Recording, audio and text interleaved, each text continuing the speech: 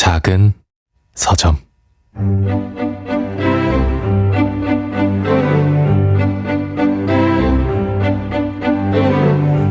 안녕하세요. 작은 서점에서 장강명의 인생책 코너를 맡고 있는 소설가 장강명입니다.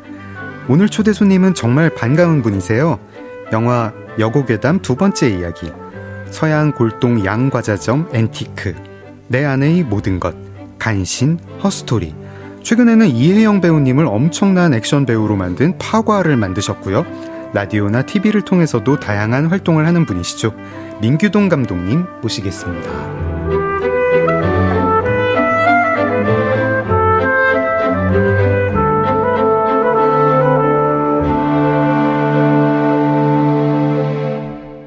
네, 감독님 안녕하세요. 네, 안녕하세요. 반갑습니다. 네, 반갑습니다. 저희 청취자분들께 인사 한번 부탁드릴게요. 네.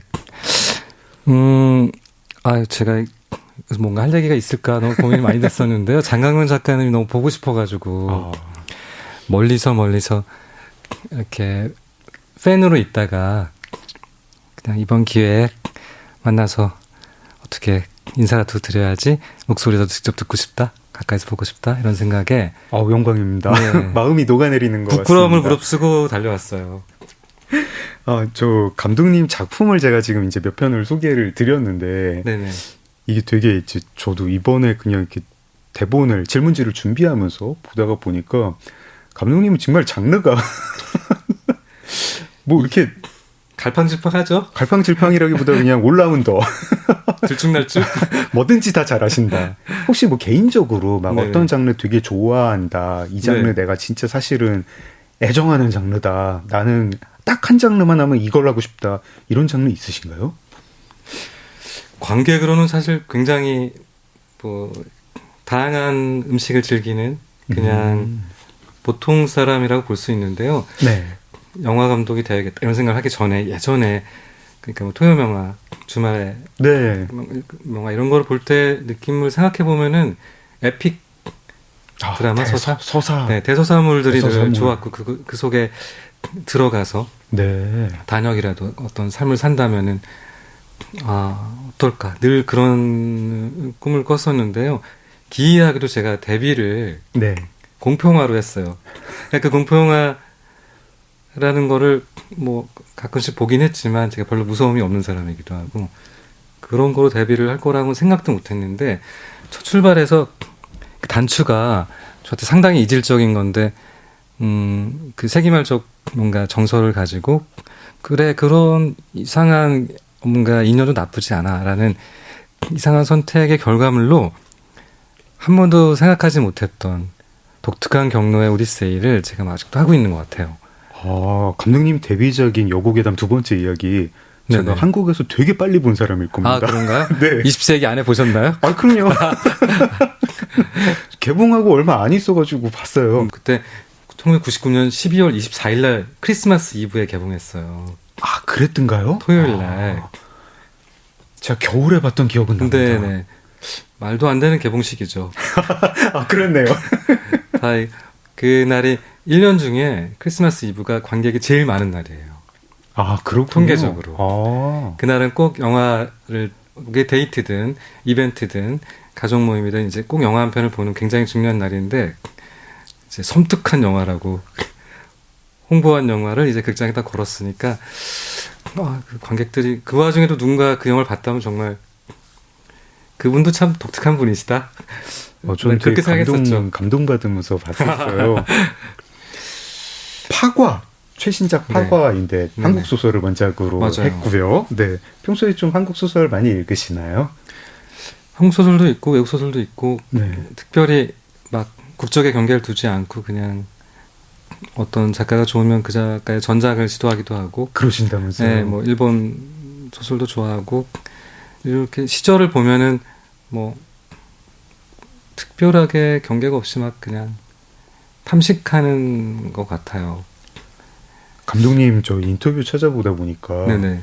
대학생 때 자취할 때는 자취방에 책장이 제일 큰 저 공간을 차지를 했고, 뭐 이렇게 정혜은 PD님이랑 같이 뭐 일주일에 한 번씩 고전 격파 뭐 배틀을 하셨다고.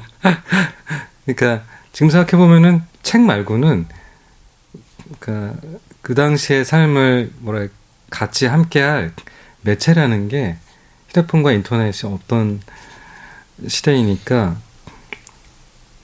그냥 그게 전혀 이상하지 않고 모두가 대부분 어느 집에 가도 책장에 똑같은 책들을 다 같이 갖고 책들을 그렇게 쌓아놓고 그 생일날 소설이나 그러니까 특히 시집 선물은 그냥 일상이고 시집들은 계속 쌓이고 막 그런 시절이었던 것 같아요.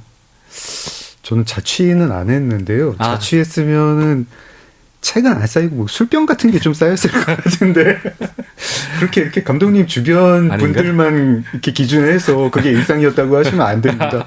시집 선물 받아본 적 없어요. 20대 때. 아, 그러세요? 네. 그렇구나. 제 친구들은 별로 이렇게 시집 선물하는 친구들이 아니었습니다. 네. 정현 PD랑은 이제 그 당시에 이제 정현 PD가 기숙사 저 여자 기숙사동에서 긴 머리를 휘날리며 옆에 태백산맥을 딱 끼고 당당하게 걸어가는 독특한 이미지의 친구였었는데 고전을 우리가 서로 좋아했고 그냥 잔디밭에 누워가지고 수업 안 들어가고 이제 도스토옙스키 너무 두껍잖아요. 벽돌책을 가지고 읽고 이제 그냥 뭐랄까 쉬는 시간이 있거나 뭐 그러니까 틈이 나면 저희가 할 수 있는 이야기가 무슨 책을 읽었는지, 무슨 책을 읽고 싶은지, 무슨 책을 읽자라든지 그냥 그게 다 그러지 않았나? 죄송합니다. 하여튼 이게 잔디밭에서 술을 마셨던 기억들이 술 마시는 친구도 많았죠. 네. 그래서 그 친구랑은 그렇게 오랜 우정을 나눴었는데 이제 시간이 더 지나서 저는 영화를 만들고 네. 그 친구는 라디오 PD가 됐지만 또 엄청나게 책을 읽고 또 글을 쓰는 친구가 돼서 항상 책을 쓸 때마다 저한테 보내주고 이제 제가 첫 번째 감상자인 것처럼 저는 반갑게 그 책을 읽고 네. 그냥 책을 많이 읽는다가 아니라 그 책을 읽고 그거를 정말 기억해내고 그 문장들을 하나하나 새로 재조각해서 그런 초능력의 소유자인지 제가 몰랐었어요. 그래서 정말 시간이 지나서도 어른이 돼서도 또 다른 능력을 발견하고 그럴 수도 있구나. 네. 대단하다. 늘 그렇게 감탄하고 있죠. 아직도. 제가 이 에피소드를 제 감독님 기사를 검색하다 읽었는데 거기에 이런 말씀도 해주셨더라고요. 영화 감독이 되는 건 쉽다. 근데 많은 감독이 어떻게 만들까가 아니라 무엇을 얘기할 것인가가 막히는 순간을 만든다. 그때 독서가 도움이 됐다. 조금 자세히 들을 수 있을까요? 네. 물론 독서를 이제 뭐 실용적인 목적을 가지고 독서가 뭐에 좋을까, 뭐에 쓰임새가 있을까. 사실 그런 식으로 우리가 책을 접근하지는 않잖아요. 네. 그냥 영화 감독이 기술은 더 잘하는 사람들과 함께 같이 만들잖아요. 네. 개인 예술이 아니고 종합 예술이다 보니까. 그런데 어떤 순간에 어떤 영화를 만들어야 될지 모르겠다라고 부딪히는 자신의 한계 앞에서 영화 만들기가 더 이상 어려워지는 거지.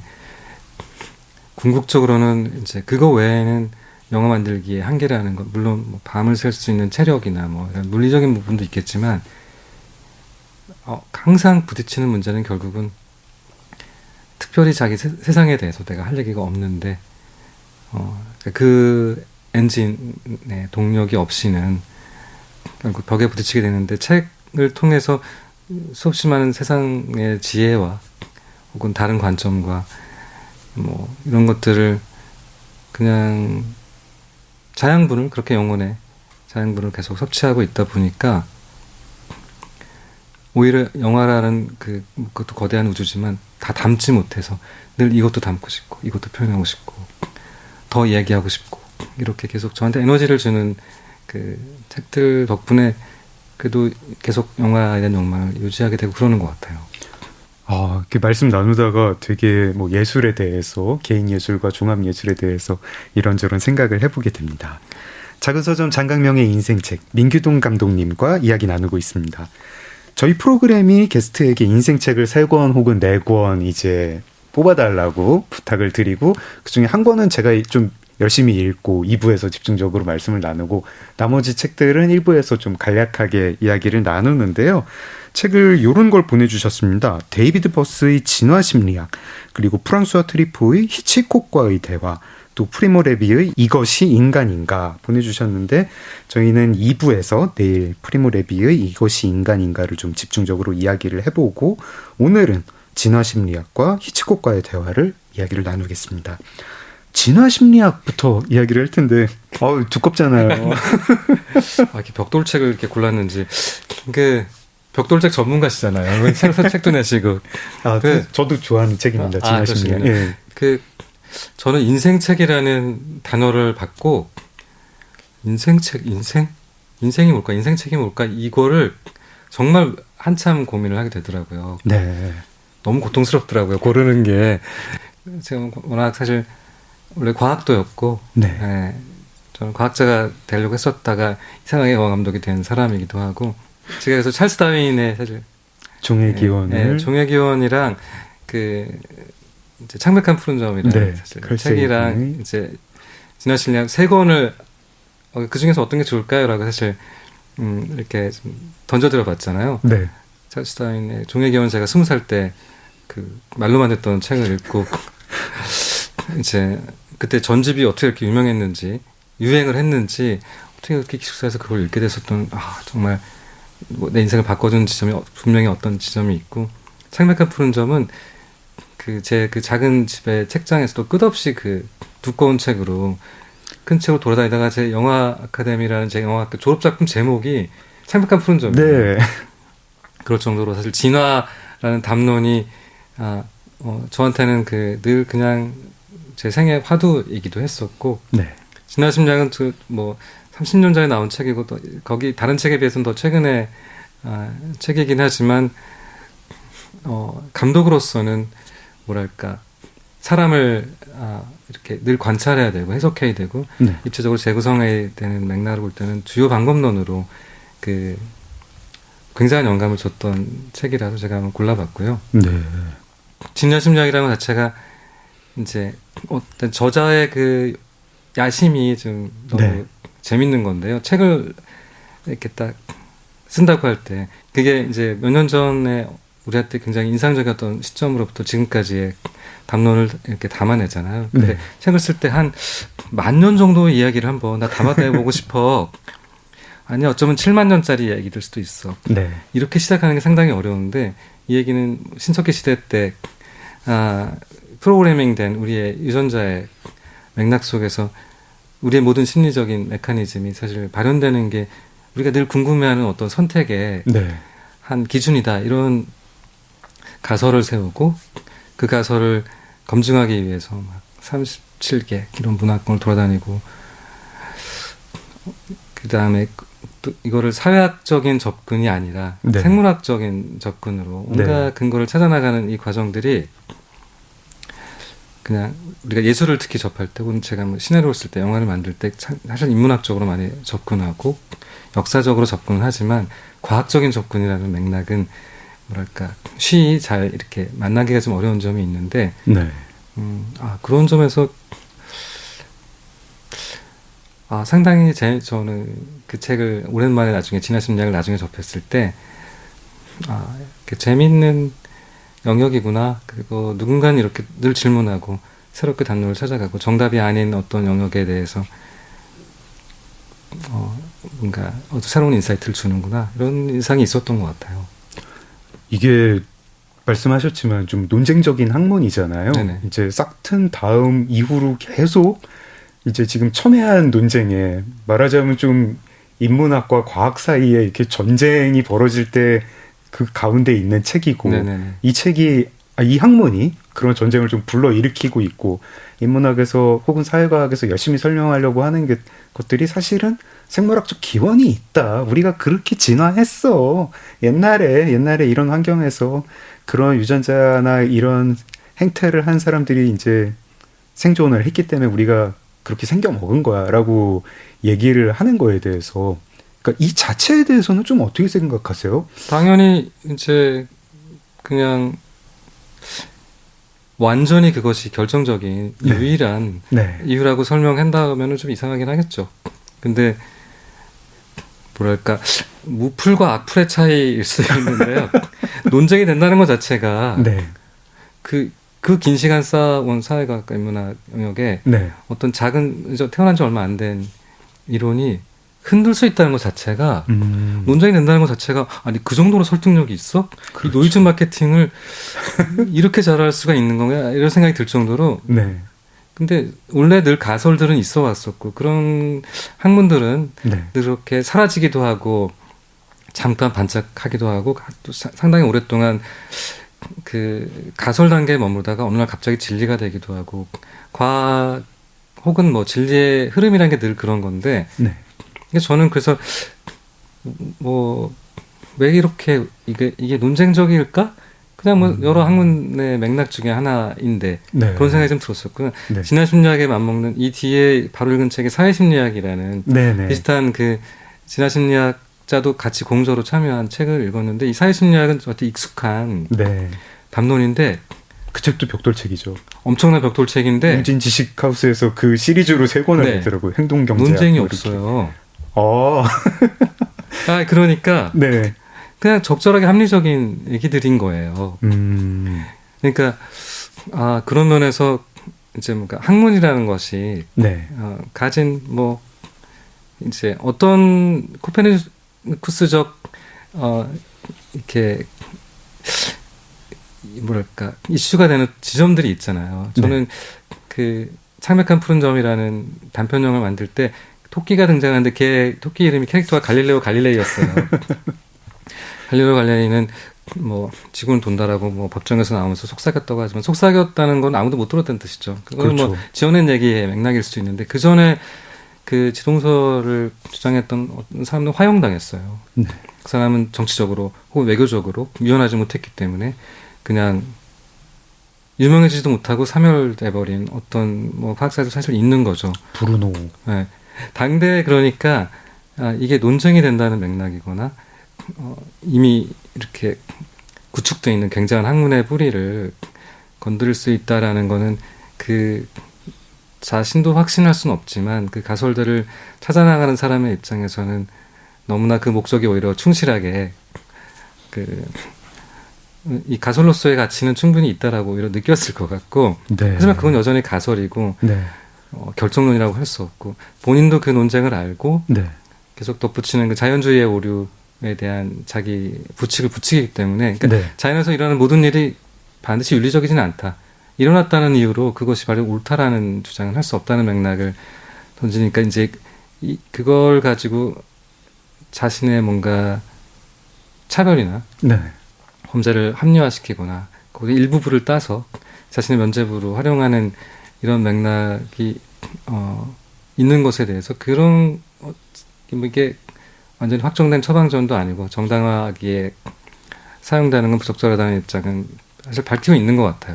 역시 논쟁에 아직 이게 도정에 있는 그리고 모든 그 챕터의 맥락에 마지막에는 여전히 추가적인 검증과 연구가 더 필요하다는 사실 그 문장들이 거의 모든 챕터에 붙어 있어서 뭐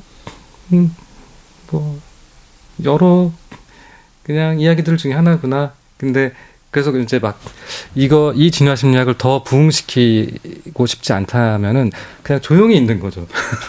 침착. 근데 제가 이렇게 봐서 얘기하면 안 되는데 왜 이렇게 다시 얘기를 하게 됐을까? 그런 생각이 드네요. 감독님은 어쨌든 뭐 한때 과학도였지만 지금은 이제 예술가이고 서사 창작을 하시잖아요. 그래가지고 이제 인물 캐릭터를 만드셔야 되고 그때 뭐 진화 심리학이든 아니면 이제 뭐 다른 종류의 인간의 뭐 본성을 설명하는 뭐 사회과학이든 인문학이든 뭐 과학 이론이든 생물학이든 뭐든 간에 그렇게 좀 이론을 좀 참고를 하시나요? 아니면 그냥 또 뭐 이렇게 무슨 뭐 진화 이론까지 배워가면서 인간에 대해 연구를 해야 되냐? 뭐 이런 태도도 있을 수 있잖아요. 네, 그렇죠. 네, 어떠신가요? 저는 이제 관련된 가능한 모든 책을 다 읽으려고 애쓰고 2시간 시나리오 사실 너무 짧잖아요. 네. 그 짧은 이야기 안에서 그리고 플롯은 사실 20개밖에 안 된다 그러고 네, 새로운 이야기는 없는데 작법서에 그렇게 나와 있죠. 네.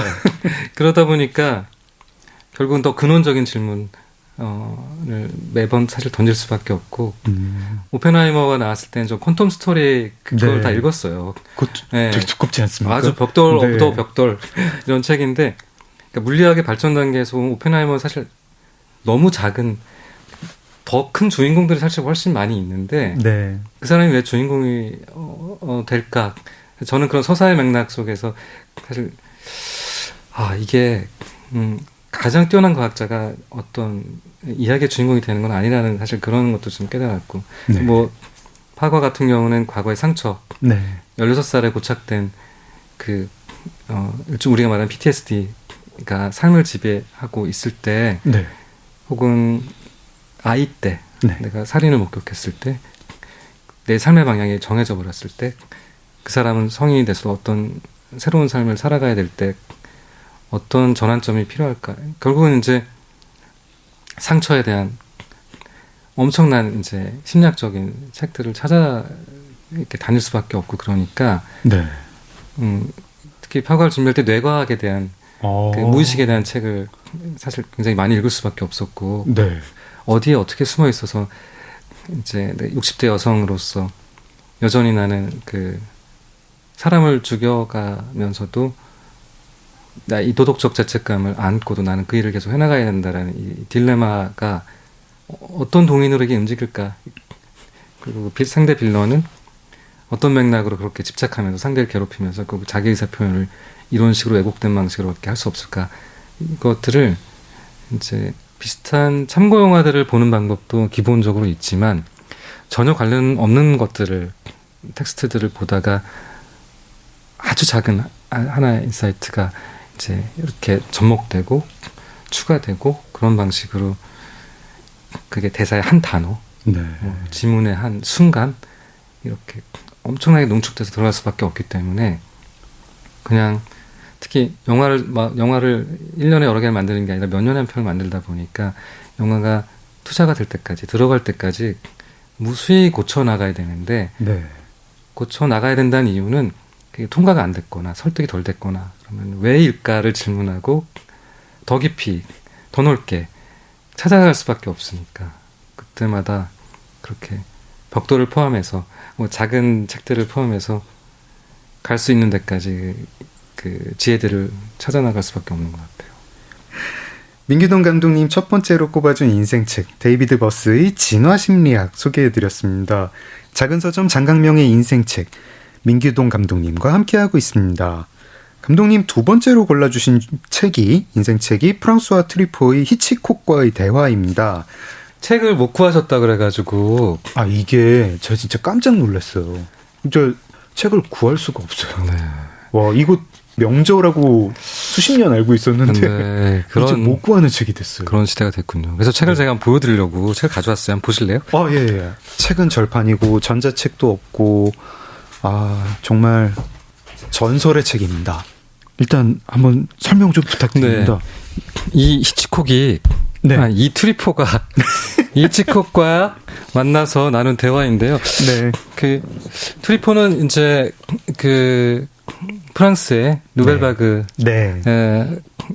감독으로 아주 유명한 고다르나 그 샤브롤이나 여러 감독들과 함께 사실 처음에는 평론가로 시작한 가이디 시네마라는 잡지에서 영화 광들이죠. 사실 시네키드들이 모여서 영화 비평을 하다가 당시에 그 5, 60년대 특히 프랑스 영화들이 문학 원작을 한 그런 일종의 문예 영화라고 해야 될까요? 그런 영화들이 너무 많았기 때문에 작가들이 직접 글을 쓰고 그러니까 영화 감독의 비전이 드러나는 영화들을 만들어야 된다라는 그 작가주의 그 일종의 운동처럼 그 문먼트를 만들었었던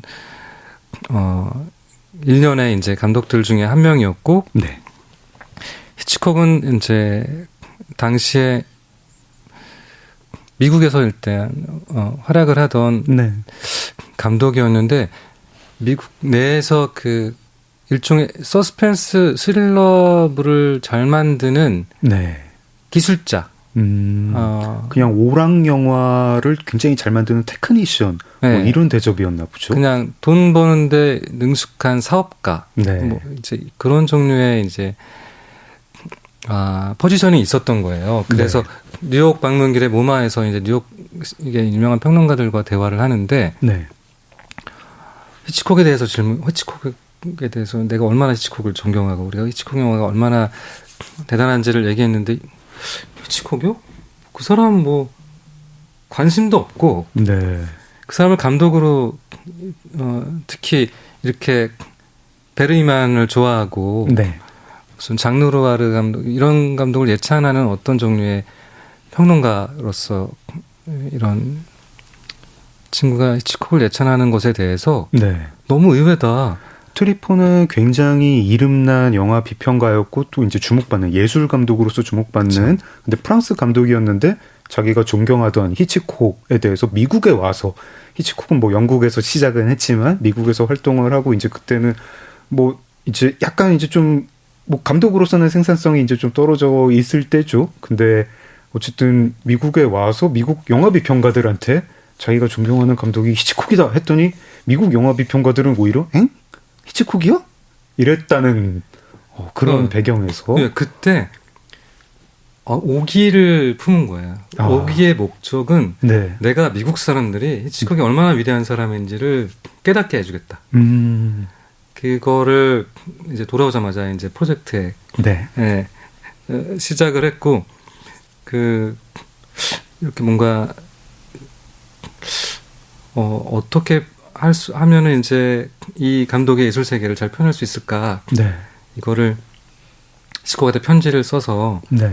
500개의 질문을 담아서 내가 당신을 너무너무 존경하는데 인터뷰를 하고 싶다. 질문이 500개였다고요?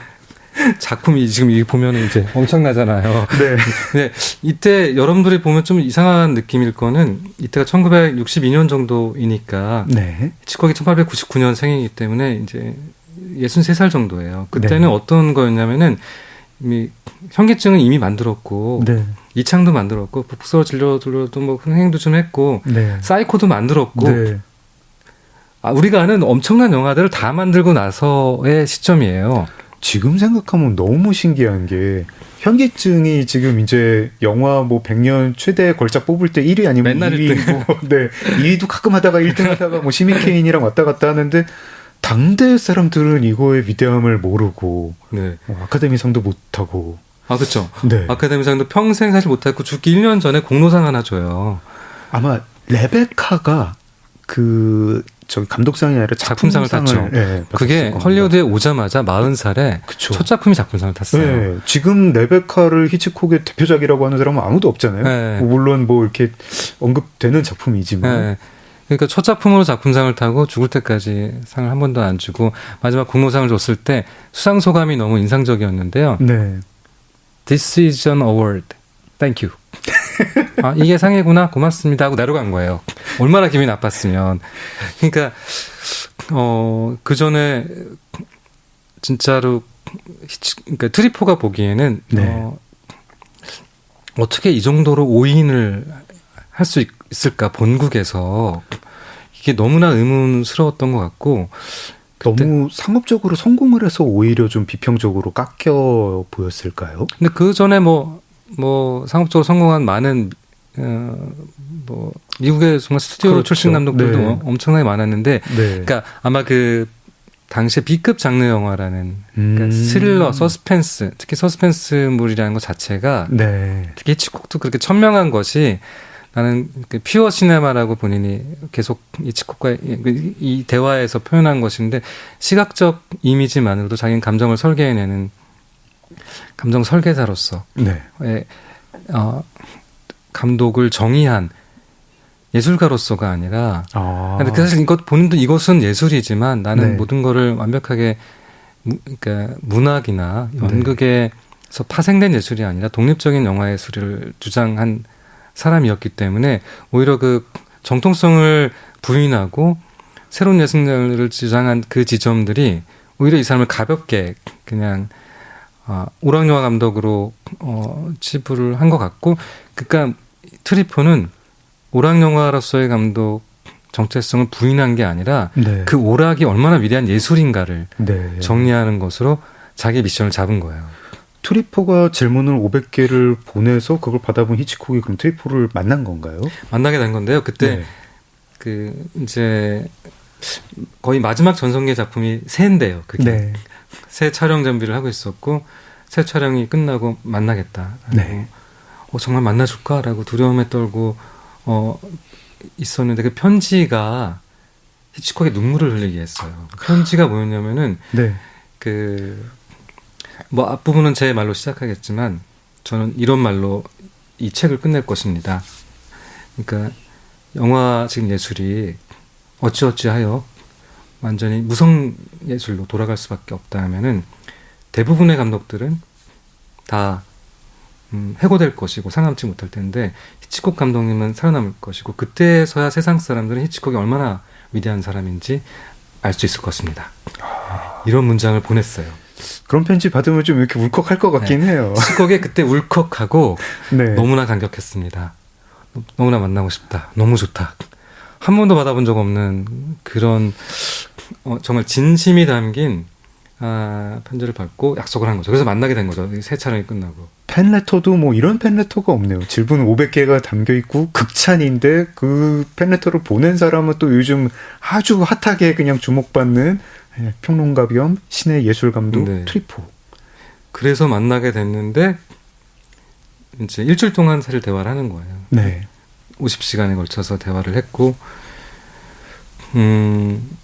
계속 이 트리포는 전체 맥락이 그 현기증에서 너무나 그 금발머리에 네. 어린 여자에 집착하는 자기가 만든 이미지에 집착하는 저 남자 너무 위대하다고 막 얘기하면은 나는 그 남자 그렇게 어린 여자 좋아하는 뭐 그 남자 별로 아닌 것 같아. 히치콕은 뭐 이렇게 그러니까 워낙 안 좋은 피드백들을 많이 받아서인지 좀 방어적으로 대답을 했나요? 그렇게까지 위대해?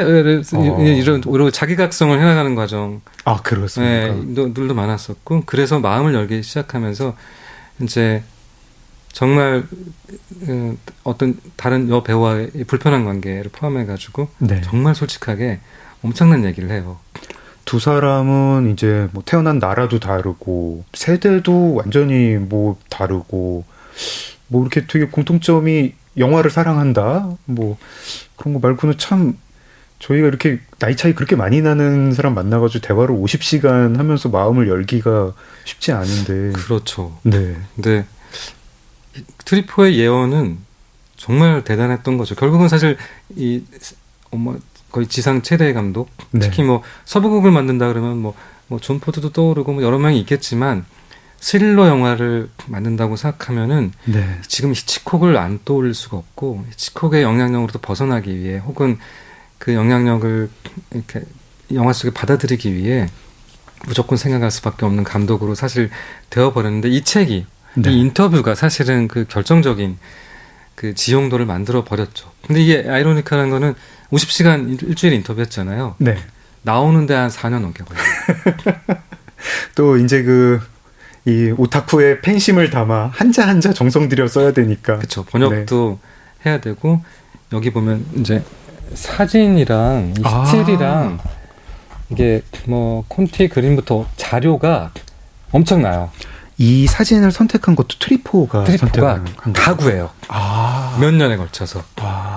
그리고 문장 하나하나 트리포는 이게 이론서 느낌이 아니라 네. 굉장한 구어체가 되길 바랐기 때문에 문장 하나하나를 고치고 중간에서 이제 그 한 여성분이 네. 그 통역하면서 했었고 이분이 결국 이 녹음한 내용을 계속 고쳐나가면서 했고 사실 이제 프랑스 파일이 먼저 나왔는데 히치콕이 봤을 때 이 번역한 톤이 마음에 안 든다고 해서 조금 더 고치는데 그게 또 1년이 걸려요. 네.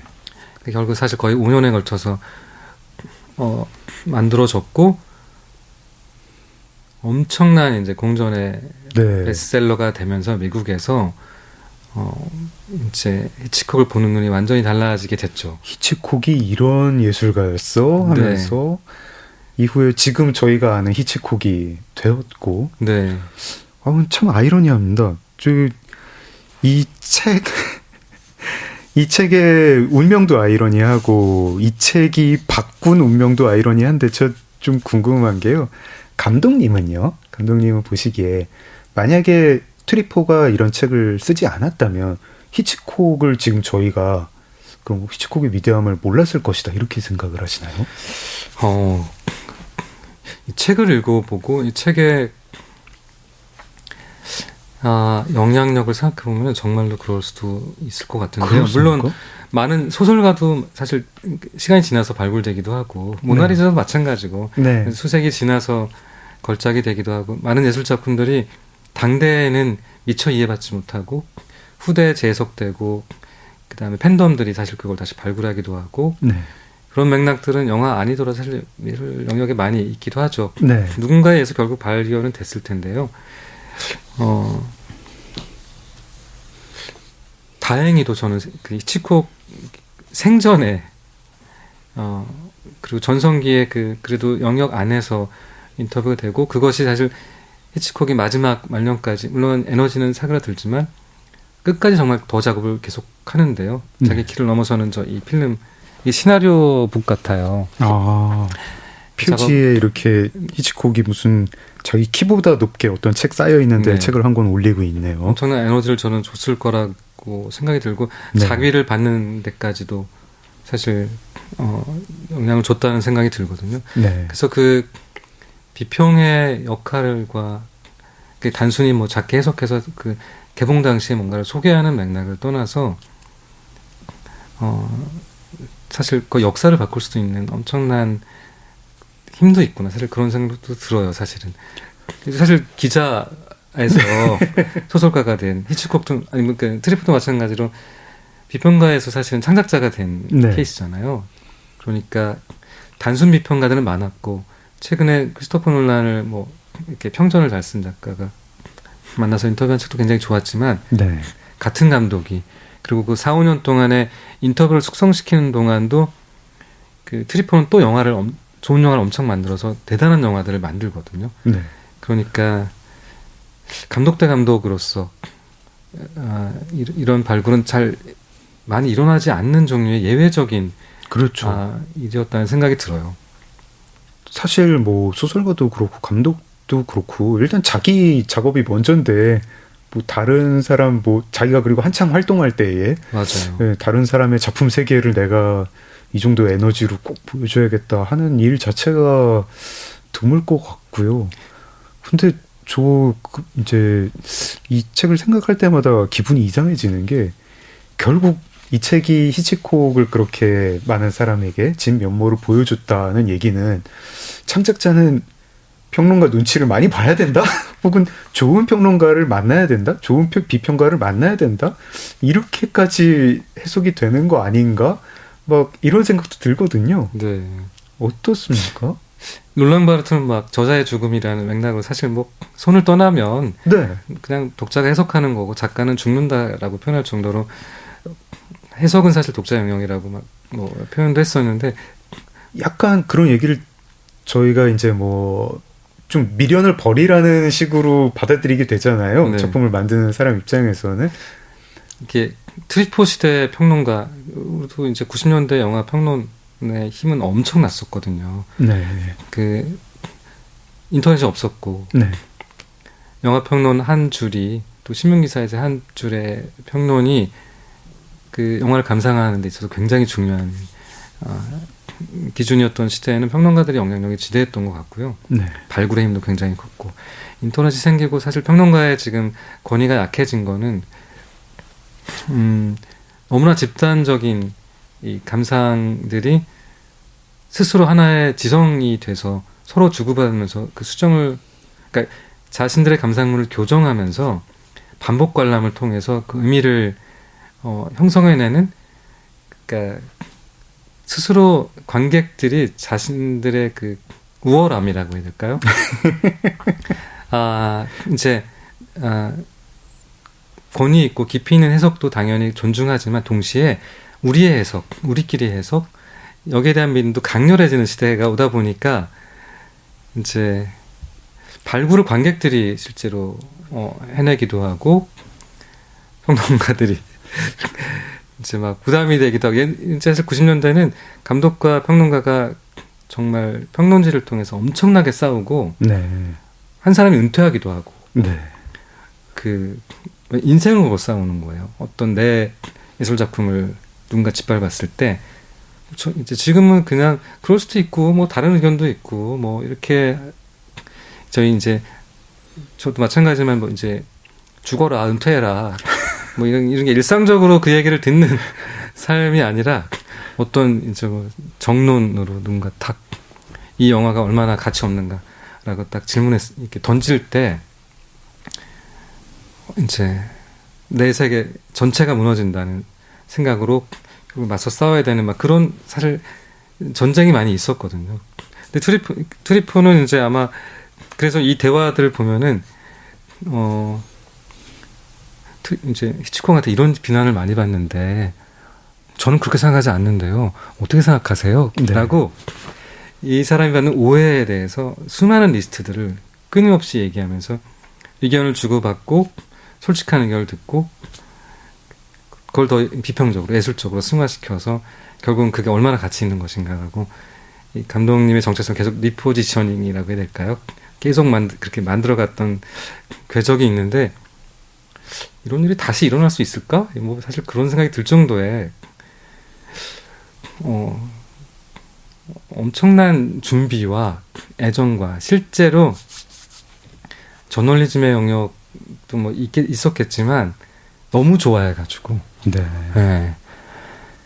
그냥 정말 본인이 궁금한 이야기를 네. 다 포함해서 뭐 이 사람을 위대함을 알리겠다라는 뭐 약간 그거는 마케팅적인 뭐 그런 카피였을 수도 있는데 진짜 좋아하다 보면은 정말 이렇게까지 할 수 있구나 이런 생각이 들어요. 뭐 평론 환경, 평론장이라고 해야 될지 뭐 비평장이라고 해야 될지 뭐 그 환경이 변한 이야기도 조금 나누고 싶고요. 그에 앞서 가지고 이제 자기 작품이 나왔으면요. 이제 창작자가 작가든 감독이든 거기에 대해서 다른 사람이 뭐라고 얘기를 하면은 그냥 그 말씀도 맞습니다. 이렇게 넘어가야 되는 걸까요? 아니면 트리포 같은 사람이 없으면 내가 내 작품을 옹호해야지 하면서 아우 당신이 이렇게 저기 안목이 좀 없어가지고 그런데 난 이런 식으로 한 거예요 하면서 의도를 열심히 말을 해야 되는지 뭐 그냥 보시는 분들의 해석이 맞습니다. 뭐 보시는 분들께 맡기겠습니다. 그 해석은 이렇게 좀 약간 소설가들은 좀 약간 그런 게 미덕인 것 같은 분위기가 좀 있어요. 네. 네. 그러니까 특히 소설은 자기 서술 전략을 막 그렇게 설명하지 않잖아요. 네. 행간도 많고 뭐 소설이 애들 재미가 없으면 네. 그냥 보다가 덮거나 사놓고 안 보거나 네. 뭐 소설이 재미없다고 소설가 인형을 만들어서 막 이렇게 저주하거나 잘 그러진 않잖아요. 아 영화 감독 인형 영화 만들어서 감독은 저주합니까? 영화 그래요? 감독 일단 칼 들고 극장에 오시고 네. 이제 마음에 안 들 경우는 어쨌든 이제 인형 저주를 시작하고 그다음에 나만 저주하면 안 돼요. 옆 사람도 같이 저주해야 돼요. 그래서 나의 네트워킹상 가능한 모든 존재를 동원해서 저 사람이 다신 영화 만들지 못하게 혹은 이 영화를 보고 다른 사람들이 최대한 실망하게 혹은 최대한 보지 않게 이렇게 해야만 내 분이 풀릴 정도로 그냥 극장 나가주는 방법도 있는데 뭘 그렇게 굳이 저는 영화가 가지는 묘한 종류의 그 대중예술로서의 정체성 때문에 네. 그런 문화가 특히 그 별점 평가의 네. 문화가 어떤 다른 예술 장르보다 좀 많이 발달돼 있는 것 같고 그래서 어떤 제 그 친구 감독은 이제 본인의 영화가 이제 그해 이제 영화 감독 은퇴해야 될 감독 설문조사에서 1등 해가지고 자기가 거기가 이제 가족들이랑 막 너무 화가 나가지고 이제 절대 아니다고 악성 댓글에 대처했다가 그것 다시 또 포화를 맞아가지고 우울증에 인터넷 끊고 뭐 이제 그런 친구들도 있고 네. 요즘은 뭐 저는 뭐 사실 그냥 뭐 이렇게 많이 하다 보니까 그리고 첫 영화 때도 이제 공포영화의 기획자도 모르는 민규동은 자폭하라. 중학생한테 이런 메시지도 받고. 그러니까 저는 너무 귀엽더라고요. 네. 그러니까 제 영화가 특정 모르는 어떤 사람을 갑자기 흔들어가지고 막 의사표현을 하게 한 정도의 힘이 있을 거라고 저는 생각을 못했었는데, 그거 자체는 저는 어쨌든 이렇게 진화의 관점에서 보면은 그 사람을 흔들었다는 게 그 사람의 우주를 긴 시간 함수로 보자면 원래 가려던 길을 다른 길로 바꿔서 네. 2만 년 뒤엔 다른 곳에 정착할 수밖에 없는 정착점이 다른. 그러니까 그렇게 영향을 끼친다는 게 사실 신기롭고 경이롭고 대단해 보여서 감독님이 정말 천사 같은 마음씨를 그런가요? 지니셨습니다. 네. 아니면 이제 제가 저주의 내성이 생긴 걸 수도 있는데, 그래서 저는 그게 너무 사실 반갑고 행복하고, 특별히 저를 막 저 구렁텅이로 떨어뜨리지는 않는 것 같아요. 근데 어떤 평론가들이, 네. 제가 너무너무 이제 의도했지만, 꼭 저 깊숙이 숨겨둔, 굳이 이걸 노골적으로 얘기할 필요가 없는 어떤 그 지점들을, 그게 상징이든 알레고리든 뭐 이런 것들을 집요하게 찾아내서 그것이 맞냐라고 얘기를 할 때는 그런 대화는 굉장히 즐겁죠. 감독님 사례가 아니라 예를 들어 영화 아카데미에 가서 후배들에게 조언을 한다. 그때 지금의 영화 환경이 이렇고 관객 환경이 이렇고 또 그거하고 별도로 이제 그 작품을 만든 예술가로서 어떤 비평이 형성이 될 때 말발이 되면 뛰어 들어가지고 그 비평 형성하는데 영향을 미쳐라. 뭐 그런 악플에 대처라는 게 아니라요. 여기에 해라 라고 조언을 하시겠어요? 아니면은 그런 거 할 바에는 어차피 좋은 작품은 다 알아보는 눈이 있을 테니까 다음 세대라도 그냥 그거 할 바에 그 시간에 열심히 인터넷 보지 말고 비평 보지 말고 다음 작품 준비해라 이렇게 하시겠어요? 이제 그런 조언이 사실 큰 의미가 없는 게 알아서들 벗어날 수 없는, 그러니까 클릭하지 않을 수 없는 네. 그런 저희 생존 환경에서 대부분 막 파르르 떨면서 이제 그런 것들을 매 순간 경험하는 것 같고, 네. 근데 사실 우리가 창작자이기도 하지만 사실 똑같이 비평자이기도 하고 남의 영화, 남의 작품을 보고 네. 끝없이 본인도 사실, 그러니까 자기 거는 잘 못 만들지만 남의 거는 정말 신의 눈으로 보잖아요. 그러니까 본인들도 사실 그런 의사표현을 일상적으로 하기 때문에 네. 저는 뭐 그냥 주고받는 상호작용 맥락이고 어떤 둘 중에 하나를 선택해라. 네. 완전히 인내서 싸우거나 네. 완전히 무시하거나 그런 선택지가 없기 때문에 흔들리고 싶을 때는 마음껏 흔들려도 되고 그냥 길을 가고 싶을 때는 본인 길을 가도 되는데, 의미는 한 작품 안에서 평론으로 형성될 것 같지만 그렇게 생각하지는 말라고 얘기해요. 네. 이게 지금 영화는 첫 영화만 이제 이렇게 긴 이야기의 첫 챕터를 이제 썼는데, 어떤 사람이 첫 챕터 보고 이거는 이렇게 평가할 때 뒤를 더 보시죠. 전체를 다 보고 하나의 맥락으로 나중에 이해될 때는 맥락이 다를 거예요. 그러니까 결국 시간을 가지고 살아남아서 더 생산성 있는 삶을 살면은 네. 결국 프롤로그의 그 서문이 빈약해 보였고 별로 기대가 가지 않았던 그 서문이 그런 의미였구나라고 결국 재해석이 되는 거니까, 콘텍스트로서 계속 작품을 생산할 수 있는 삶을 사는 게 어떨까, 이렇게 조언하는 것 같아요. 필모그래피 전체를 하나의 작품으로 생각을 그쵸. 해서 결국은 위대한 해석을 받는 많은 거장들은, 그리고 혹은 사후에라도 정말 뭐 살아생전 한 편도 못 팔았던 그거까지도 그 작품들이 굉장히 많잖아요. 네. 네. 그렇죠. 그래서 각각 개별 작품들의 해석들은 결국 얕아지면서 전체 일부로 해석이 될 때 그게 하나의 세계관이나 가치관이나 스타일이나 하나의 양식이 되는 것이니까, 그렇게 뭐 일희일비 하지 않는 거는 필요하다, 이렇게 얘기하는 것 같아요. 건강하게 오래 살아야겠네요. 그거는 이제 아티스트의 의무죠. 어쩔 수 없이. 네. 네, 민규동 감독님이 꼽아주신 두 번째 인생책, 프랑스와 트리포의 히치콕과의 대화까지 들어봤습니다. 시간이 벌써 이렇게 됐습니다. 네, 너무 그런가요? 재밌는데 더 말씀 나누고 싶은데 일단 1부는 여기서 마무리를 하고 네네. 내일 2부에서 또 말씀 나누겠습니다. 저희 마무리하는 때 어떤 노래 들으면 좋을까요? 그 현기증 네. OST 버나드 허먼의 그 아주 유명한 음악이 있는데요. 네. 사이코에서 그 현으로 네. 킥킹하는 그런 음악 같은 작곡가인데 마찬가지로 정말 인간의 심리를 엄청나게 정말 옥죄고 네. 시각적으로 막 뭔가가 느껴질 정도로 강렬한 OST가 있는데 그거 한번 아주 어지러운 그 영화의 장면을 떠올리면서 들어보시면 좋을 것 같아요. 히치콕의 영화 현기증의 사운드 트랙으로 사용됐던 곡 버나드 허먼이 작곡한 제목이 뭐죠? 사랑의 장면? 사랑의 장면. 네. 신담으로 듣겠습니다. 네. 작은 서점 장강명의 인생책 민규동 영화감독님과 함께했습니다. 내일 2부에서도 이야기 이어지니까요. 많은 관심 부탁드립니다. 감독님 내일 뵙겠습니다. 네. 네, 저 여기서 물러가겠습니다. 지금까지 소설가 장강명이었습니다.